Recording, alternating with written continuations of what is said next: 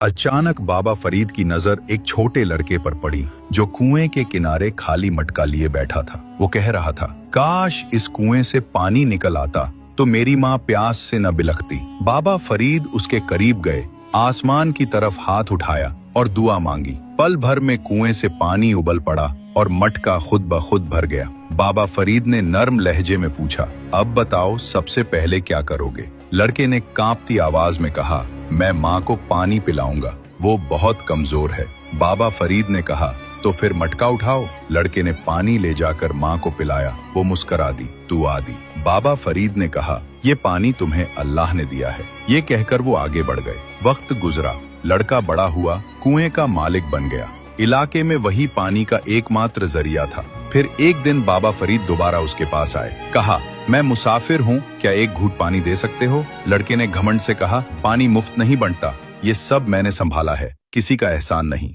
बाबा फरीद ने सुकून से पूछा, लेकिन तुम तो खाली मटके के साथ बैठे थे ना? वो बोला, वो बचपन था, अब मैं खुद अपनी दुनिया का मालिक हूँ। बाबा फरीद मुस्कुराकर बोले, इंसान जब प्यास बुझाने लगे तो अपना खालीपन भूल जाता है। ये तो तुम्हारा इम्तिहान था। ये कहकर वो आगे बढ़ गए। कुछ लम्हों बाद लड़के ने कुएं की तरफ देखा। न पानी था, न मटका और न बाबा फरीद, बस एक प्यास जो कभी न बुझी। अचानक बाबा फरीद की नजर एक अंधे फकीर पर पड़ी जो मस्जिद के दरवाजे पर हाथ फैलाए बैठा था। वो कह रहा था, काश मैं दुनिया को देख सकता तो खुद मेहनत करके खा लेता। बाबा फरीद उसके करीब गए, आसमान की तरफ हाथ उठाया और दुआ मांगी। पल भर में उसकी आंखों में रोशनी आ गई और सामने की दुनिया चमकने लगी। बाबा फरीद ने नर्म लहजे में पूछा, अब बताओ सबसे पहले क्या करोगे? फकीर ने कांपती आवाज में कहा, मैं मेहनत करूंगा, किसी से मांगूंगा नहीं। बाबा फरीद ने कहा, तो फिर उठो, सफर शुरू करो। फकीर ने कदम उठाया, काम ढूंढा, मजदूरी की और बरकत उतरती गई। बाबा फरीद ने कहा, ये बीनाई तुम्हें अल्लाह ने अता की है। ये कहकर वो आगे बढ़ गए। वक्त गुजरा, फकीर व्यापारी बन गया, बड़ी दुकानें खोल ली। फिर एक दिन बाबा फरीद दोबारा उसके पास आए।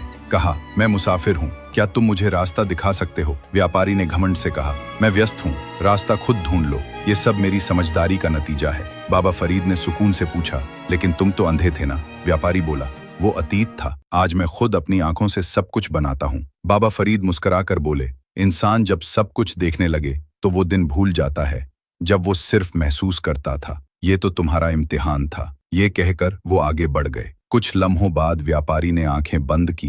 न रोशनी थी, न बसीरत और न बाबा फरीद। अचानक बाबा फरीद की नजर एक व्यक्ति पर पड़ी जो पुरानी मस्जिद के आंगन में दीवार से टेक लगाकर बैठा था। वो कह रहा था, काश मेरे पास आवाज होती, मैं अजान देता, अल्लाह के घर का हिस्सा बन जाता। बाबा फरीद उसके करीब गए, आसमान की तरफ हाथ उठाया और दुआ मांगी। पल भर में उस व्यक्ति का गला रोशन हुआ और उसके लबों से तिलावत की गूंज सुनाई देने लगी। बाबा फरीद ने नरमी से पूछा, अब बताओ सबसे पहले क्या करोगे? वो व्यक्ति बोला, मैं रोज अजान दूंगा, मस्जिद को आबाद करूंगा। बाबा फरीद ने कहा, तो फिर माइक संभालो। उसने कदम बढ़ाया, आवाज बुलंद हुई और हर अजान में रूह जागने लगी। बाबा फरीद ने कहा, ये सब तुम्हें अल्लाह ने अता किया है। ये कहकर वो आगे बढ़ गए। वक्त गुजरा, वो व्यक्ति शोहरत की बुलंदी पर पहुंच गया, नातख्वां कहलाया, बड़े जलसे किए। फिर एक दिन बाबा फरीद दोबारा उसके पास आए। कहा, मैं मुसाफिर हूँ, मेरे लिए एक दुआ पढ़ दो। वो व्यक्ति बोला, माफ करना, मैं मशहूर हूँ, वक्त नहीं, मेरी आवाज अब सस्ती नहीं। बाबा फरीद ने सुकून से पूछा, लेकिन तुम तो खामोश थे ना? वो बोला, वो सब मेरी मेहनत थी, मश्क थी, कोई मौजीजा नहीं। बाबा फरीद मुस्कुरा कर बोले, इंसान जब गूंजने लगे तो अपनी खामोशी के दिन भूल जाता है। ये तो तुम्हारा इम्तिहान था। ये कहकर वो आगे बढ़ गए। कुछ लम्हों बाद उसने माइक की तरफ देखा। न आवाज थी, न जज्बा और न बाबा फरीद, बस एक खला जो अब किसी अजान से पुर न हो सका।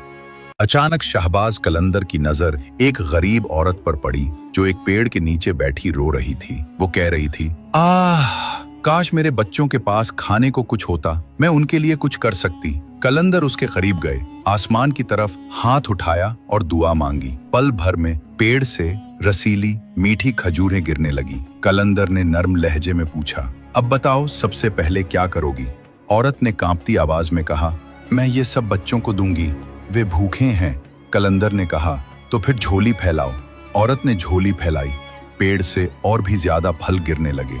कलंदर ने कहा, ये सब तुम्हारे हैं, खुदा ने तुम्हें दिए हैं। ये कहकर वे आगे बढ़ गए। वक्त गुजरा, औरत फलों का कारोबार करने लगी, दौलत आती गई। फिर एक दिन कलंदर दोबारा उसके पास आए। कहा, मैं नर एक यात्री हूँ, खुदा के नाम पर एक फल दे दो।